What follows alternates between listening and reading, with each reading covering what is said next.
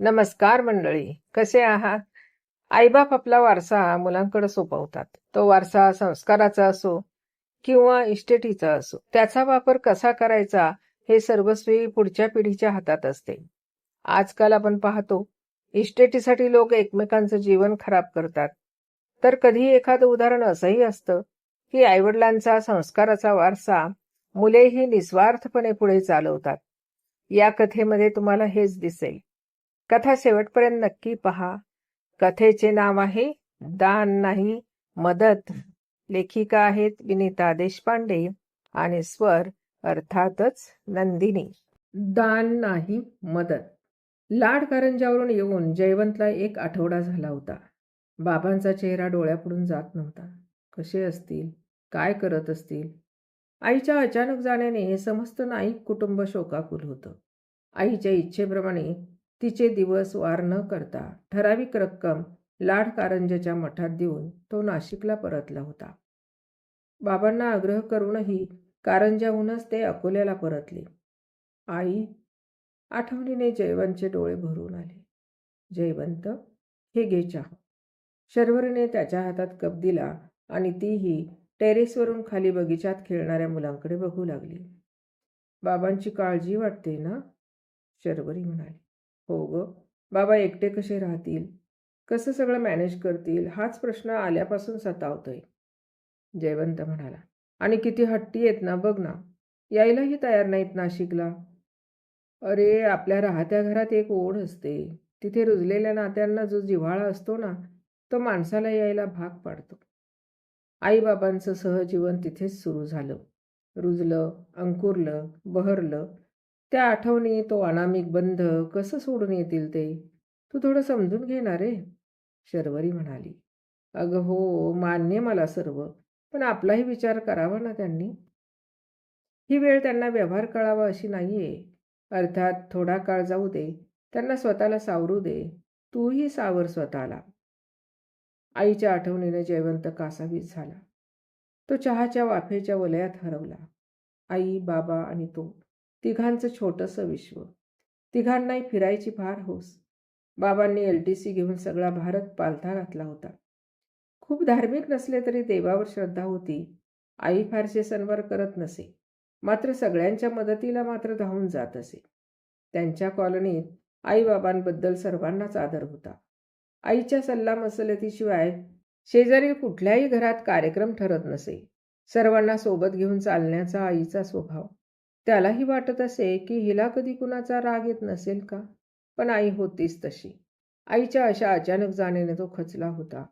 आत्ताशी कुठे आई नातवांमध्ये रमत होती. आयुष्याची सेकंड इनिंग सुरू होताच आई गेली. बाबा, त्यांना त्या क्षणी एकटं सोडायला नको हे कळत असूनही नाईलाजाने तो नाशिकला परतला होता. पुढं काय करायचं, हा तर न सुटणारा प्रश्न होता. शर्वरी म्हणते तसं थोडा वेळ जाऊ देत, मग ठरवू काय ते. आई जाऊन महिना झाला होता. बऱ्यापैकी गाडी रुळावर आली होती. रोज रात्री बाबांशी बोलताना दोघांना गहिवरून येत होतं.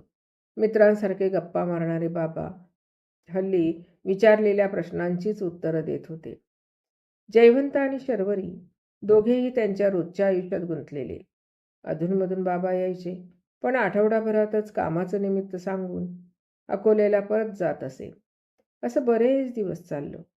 त्यांना नाशिकला थांबवायची हिंमत जयवंतला कधीच झाली नाही. मुलांच्या शाळेच्या ग्रँड पेरेंट्स डेसाठी बाबा आले होते. यावेळेस बाबा जरा उत्साही वाटले. नातवाच्या कौतुकाने भारावलेल्या बाबांकडे जयवंत आणि शर्वरी कौतुकाने बघत होते. परवा निघीन म्हणतो, बाबा म्हणाले. काय घाई आहे, जयवंतने नेहमीप्रमाणे विचारलं. बाबा, आलाच आहात तर थांबा ना. जया काकूची 61 आहे 10 दिवसांनी, ते करून जा, शर्वरी म्हणाली. घरचाच कार्यक्रम आहे बाबा, सर्वांच्या भेटी होतील, थांबा ना. त्यांना न थांबवण्याचा निशब्द करार मोडत जयवंतनं आग्रह केला. फारसे आढेवेढे न घेताही बाबाही थांबले. मग काय, सोहम खुश झाला. त्याची तर मज्जाच मज्जा. आता रोज आबा बसस्टॉपवर येणार या विचाराने गडी खुश झाला. रोज झोपताना नवी गोष्ट ऐकायला मिळणार या आनंदात तर रोज होमवर्क पण पटकन आटोपला होता. जया काकूकडचा कार्यक्रम मस्तच झाला. बाबा आधीसारखे उत्साही वाटले. झालं, आता बाबांची जायची गडबड सुरू होईल या विचारानं जयवंत संभाषण टाळत लगबगीने ऑफिसला निघाला. गालातल्या गालात हसत ते म्हणाले, जया, संध्याकाळी बोलू रे, निघ आता. बाबा आता बरेच नॉर्मल झाले होते.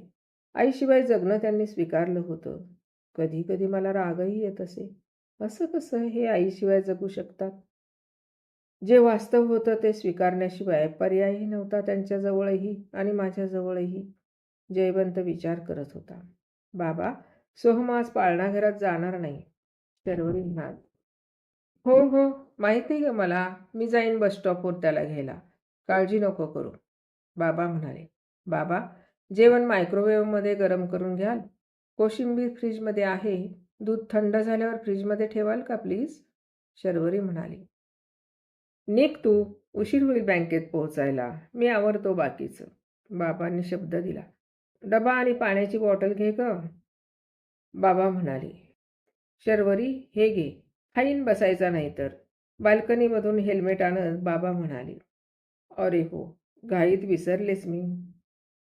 आणि हो, सोहमला दुपारी सेब नाही तर केळ द्याल हं, शर्वरी म्हणाली.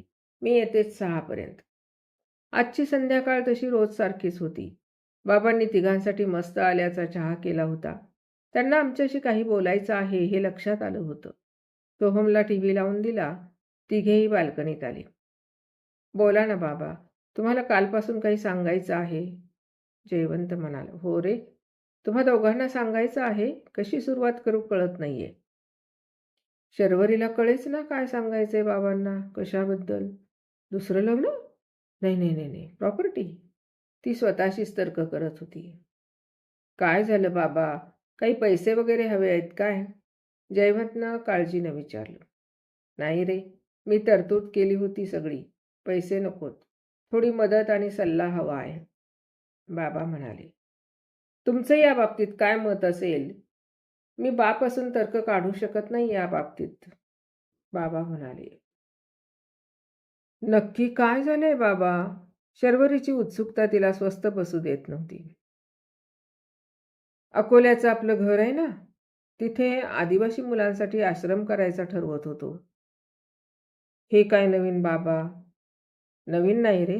तुला आठवतं का, तुझी आई एका संस्थेत काही गरीब मुलांना शिकवायला जायची, आठवतं ना? त्यापैकी मोठी मुलं 12वी झालेली, त्यांची ॲडमिशन आम्ही इंजिनिअरिंग तर काही कम्प्युटर इंजिनिअरिंगला केली. प्रश्न येतो ते त्यांच्या राहण्याचा. हॉस्टेल किंवा खाजगी रूम त्यांना परवडणार नाही रे. तुझी आई त्यांची काही सोय होते का बघत होती. ती अचानक गेली, हा प्रश्न सुटलाच नाही. मध्यंतरी मी लक्ष दिले नाही. एक दिवस गवळी काका भेटायला आले होते.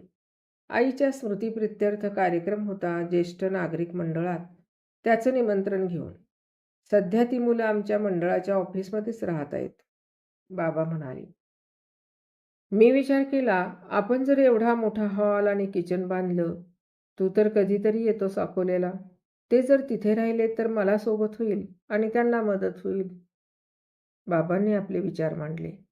सगळा विचार केलाय ना बाबा तुम्ही. ती मुलं कोण, कुठली, कशी याची शहानिशा करून मगच ठेवा त्यांना आपल्या घरी, जयवंत म्हणाला.